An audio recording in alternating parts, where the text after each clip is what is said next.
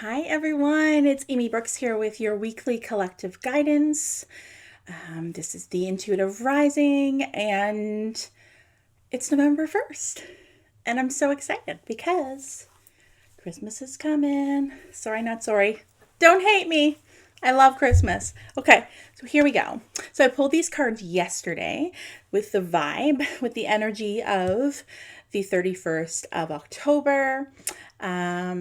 And I talked a little bit about in another post today about how the Halloween time, November 1st, October 31st, in Celtic tradition, Celtic pagan tradition, is often thought about as like the Celtic New Year.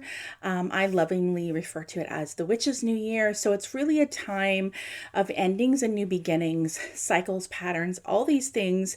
We've definitely been feeling it this month. It's been the total theme of like October for me. And so a lot of my my guidance that came out, my channel guidance or any posts that I put up really had this undercurrent, this theme that we've all been going through collectively. I've been hearing from so many of you that yes, it resonates. That's what you're going through as well. So these cards certainly tie into that energy. I mean, you just can't really make it up. So the first card I wanted to channel from is, again, I pulled this yesterday. This is the Witch's Oracle. I think that's what it's called. I'm positive that's what it's called. Look how cool this back of this card is. I love it. And the card that came up for us for this week with guidance is the affirmation for acceptance.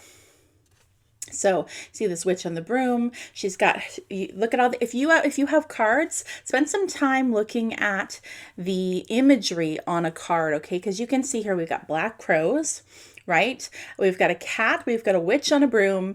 But when you look even closer, you can see that there's a set of dice here, right? Like kind of like, let's roll your dice. Let's take a chance, gamble. There's also underneath her this image of a tornado, okay? So she is rising above something that is quite intense, okay? And then her book that she's reading says Fate. Okay, so this card is a card that represents our thoughts and our communication. Okay, so spending time about how we are communicating with ourselves through our thoughts and our actions, as well as with other people. This week, and really I think this is going to be the theme for November as well. November energy, this is the Scorpio energy, which is really about being like, it's endings and beginnings, and it's an intense kind of energy. There's lots of symbolism with Scorpio energy, like rebirth, and in order to be reborn, there's parts of you that have to die. So there's this symbolically that really represents really, really well the energy of what's happening right now. So accepting the things that we cannot change.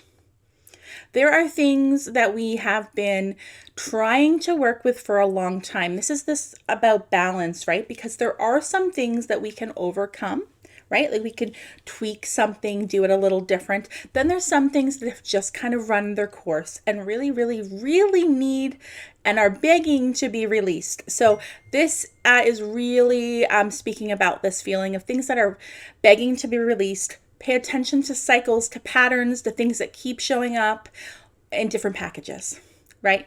The same situation happens, the same person enters your life, not literally the same person, although it might be, but just like the same message in a different person, the same lesson in a different person. Pay attention to those things because this is really about knowing the things that need to be released. And we are spending a lot of time battling and trying to work with unchangeable things. This is her fate, right? Things that like just aren't working out for us. We really, really need to escape this tornado, this intense energy. The only way out is out, right? We've got to like literally remove ourselves from situations that feel toxic to us, okay? And I'm not, although the energy is very intense, I'm not suggesting we just like start a new life, flip the table on our life. We might feel like we need to.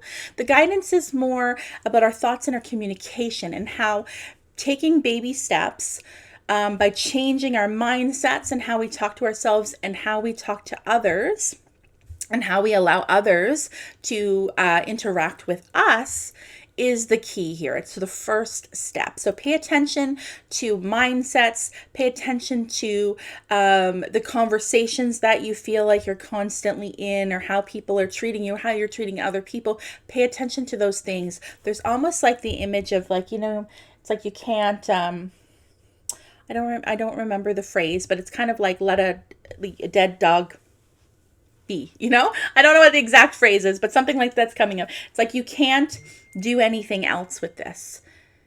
It needs to be tweaked. It needs to be released. It needs to be let go.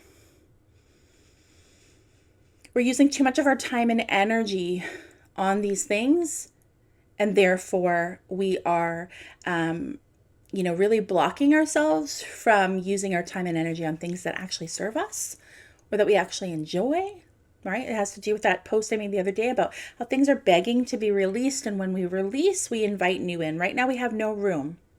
We have literally no energetic space, but also no physical space in some ways, or mental space, in order to invite the new in. So this is a call to action. The things that are working, take action. Take action. Make a list of things that, that have been kind of this pattern, this cycle, things that constantly come up and that that you cannot really change. Okay.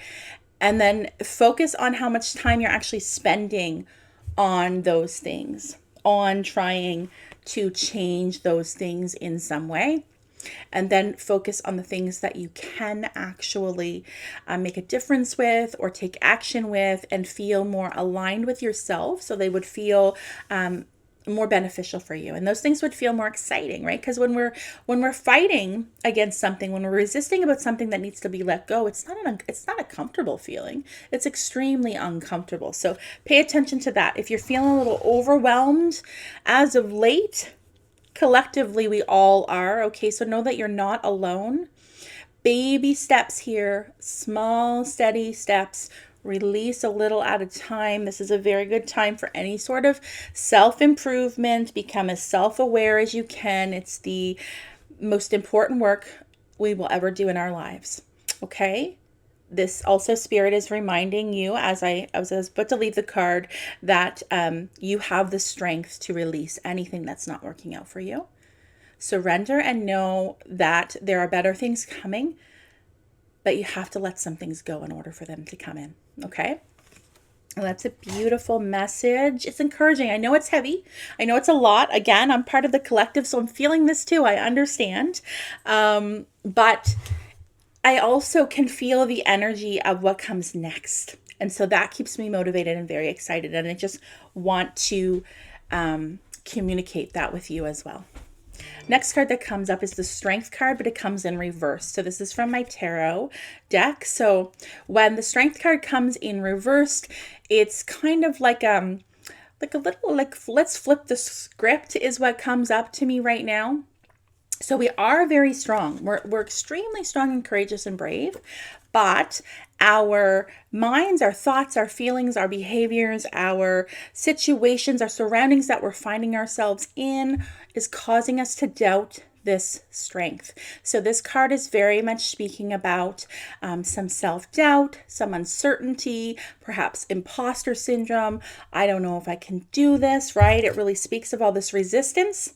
Perhaps it's just that we need to let some things go, right? Perhaps it's having an awareness of what things we actually can work with, what things we can impact and make a difference with and change, and what things we simply cannot, and having the bravery to let it go. Okay, that's the real MVP. That's the real strength. So things I wrote down when I was channeling for this card is instinct versus intellect, heart versus head. So it's a little bit of a battle between these things. It makes sense when I brought up this energy. We're being held back by some really old fears that really aren't truthful anymore. I probably never will. Never were, I meant to say.